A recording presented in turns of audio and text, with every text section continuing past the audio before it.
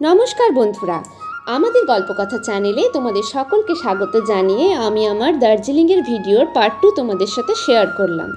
মিরিক ছেড়ে এগিয়ে চলেছে সামনের দিকে, আর এরপর থেকেই হালকা হালকা ঠান্ডা লাগা শুরু করলো। তাই গাড়ি থেকে যে যার ব্যাগপত্র খুলে হালকা হালকা ঠান্ডার জামাকাপড় বের করে পরে নিলাম। এগিয়ে চললো গাড়ি সামনের দিকে। আর আজকে ওয়েদারটা খুব একটা রৌদ্রোজ্জ্বল ছিল না। পৌঁছে গেছি পাইন বনে। হ্যাঁ, যেতে যেতে ঠিক রাস্তার পাশেই পড়েছে এই পাইন বনটা। এটা একটা ট্যুরিস্ট স্পট, এখানে অনেকেই ঘুরতে আসে। আর এখানে ঢোকার জন্য 20 টাকা করে প্রবেশ মূল্য। তবে কালকে মানে আমরা যেদিন গিয়েছিলাম সেই দিন এটা ফ্রি ছিল, তাই আমরা ফ্রিতেই ভেতরটা উপভোগ করেছি।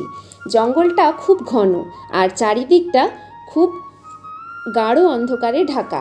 এখানে সূর্যের আলো খুব একটা প্রবেশ করতে পারে না বলে ভালোই বোঝা যাচ্ছে। লম্বা লম্বা পাইন বনের মধ্যে দিয়ে আমরা অনেকটা পথ হেঁটে গিয়ে চারিদিকটা ঘুরে এর সৌন্দর্য ভালোভাবে উপভোগ করেছি। আর সেইটাই তোমাদের সাথে একটুখানি শেয়ার করলাম। পাইন বন থেকে বেরিয়ে পড়লাম, গাড়ি চললো আরও সামনের দিকে। যেতে যেতে চারিদিকের দৃশ্যগুলো তোমাদের সাথে শেয়ার করলাম। আর খানিকক্ষণ যেতে না যেতেই পৌঁছে গেলাম চা বাগানে। হ্যাঁ, রাস্তার ডান দিকে পড়েছে আরেকটা চা বাগান। ভুল বললাম, চা বাগান সব জায়গাতেই ছিল, তবে এই চা বাগানটাতে আমরা ঢুকেছিলাম। ঢুকেই এখানে ফটো ভিডিও এইসব করাতে শুরু করেই দিয়েছি। তবে হ্যাঁ, এখানেও অন্যান্য চা বাগানের মতো ট্রেডিশনাল ড্রেস পরে ছবি তোলার একটা ব্যবস্থা করা ছিল। আমরা চা বাগানে ঢুকে এই দোকানগুলোর কাছে আসি। এখানে বিভিন্ন রকমের চা ও আরও অনেক জিনিস বিক্রি হচ্ছিল, সেটা তোমাদের সাথে শেয়ার করলাম। टेस्ट करेंगे मैडम?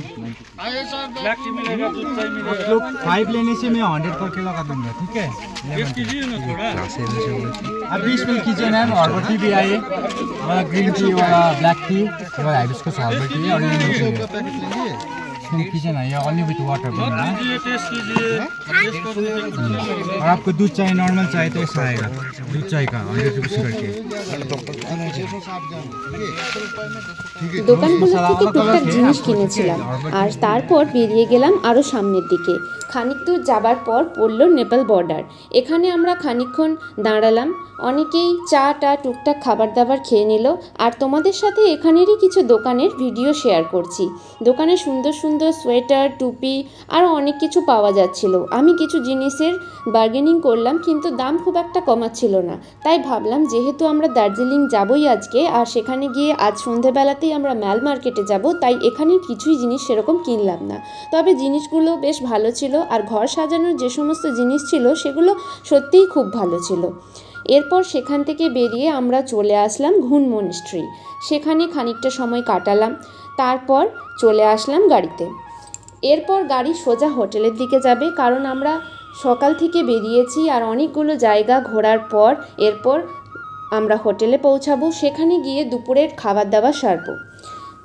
হোটেলে পৌঁছে গেলাম, এটাই আমাদের হোটেল ছিল। আর এখানেই আমরা ঢুকে স্নান টান সেরে জমিয়ে দুপুরের খাবার দাবার খেয়ে আড্ডা মেরে খানিকক্ষণ রেস্ট নিয়ে এখন বেরিয়ে পড়েছি সন্ধেবেলা ম্যাল মার্কেটের দিকে। ম্যাল মার্কেট দার্জিলিংয়ের মেন অ্যাট্রাকশন। যারা এখানে আসে তারা প্রত্যেকেই সন্ধেবেলাটা উপভোগ করে ম্যাল মার্কেটে। ম্যাল মার্কেটে অনেক রকমের দোকান টোকান তো রয়েইছে, তার সাথে রয়েছে ম্যাল মার্কেটের বিভিন্ন রকমের খাবারের দোকান। তাই সন্ধেটা অন্য কোথাও সময় না কাটিয়ে আমরা চলে আসলাম এই ম্যাল মার্কেটে। দুপাশারই দোকান, আর যত উপরের দিকে উঠতে থাকছি তত ছোট ছোট খাবারের দোকান আরও অনেক কিছুই তোমাদেরকে এখানে ভিডিওতে শেয়ার করছি। বিভিন্ন রকমের সোয়েটার, টুপি আরও অনেক রকমের শীতের পোশাক তো ছিলই, তার সাথে সাথে বিভিন্ন রকমের ঘর সাজানোর জিনিসও ছিল। আমি এখান থেকে কিছু জিনিস আজ কিনেও ছিলাম, সেগুলো তোমাদেরকে আমার নেক্সট পার্টে শেয়ার করব। একটা ভিডিওতে এতটা শেয়ার করা যাবে। দার্জিলিংয়ে ম্যাল মার্কেটে এসে বিভিন্ন সুন্দর সুন্দর উইন্টার কালেকশন আমি দেখেছি, সেটা তোমাদের সাথে যতটা পারলাম শেয়ার করলাম। তবে এখানেও বার্গেনিং অবশ্যই করতে হবে। বার্গেনিং না করলে তোমরা হয়তো অনেকটা বেশি দামেই জিনিসটা কিনবে। তাই তোমাদেরকে বারবার বলছি, যারা এখানে আসবে অবশ্যই বার্গেনিং করে জিনিস কিনো। তবে হ্যাঁ, বিভিন্ন দোকানে ভালো ভালো কোয়ালিটির জিনিসও আছে। সব জিনিসের হয়তো বার্গেনিং করা যাবে না, কিছু কিছু ফিক্সড প্রাইসও রয়েছে। ম্যাল মার্কেটের একদম টপে চলে এসেছি, আর এখানটা এখন অন্ধকার, কারণ কি যে ফোয়ারা বা লাইটনিং ছিল সেটা এখন অফ হয়ে গেছে। আমরা এখানে চলে এসেছি আর এখন প্রচণ্ড ঠান্ডাতে আমাদেরকে প্রথমেই যেটা আমাদের মনে হলো যে আমরা এখানে এসে দার্জিলিংয়ের চা খাবো। এখানে একজন মহিলা চা বিক্রি করছিল, ওনার কাছ থেকে আমরা দার্জিলিংয়ের টি খেলাম। এখানে লিকার চা, দুধ চা, দুরকমই চা ছিল, 20 করে পার কাপ। তোমরা আসলে অবশ্যই এটা ট্রাই করো, আর আমার নেক্সট ভিডিও দেখতে একদম ভুলো না।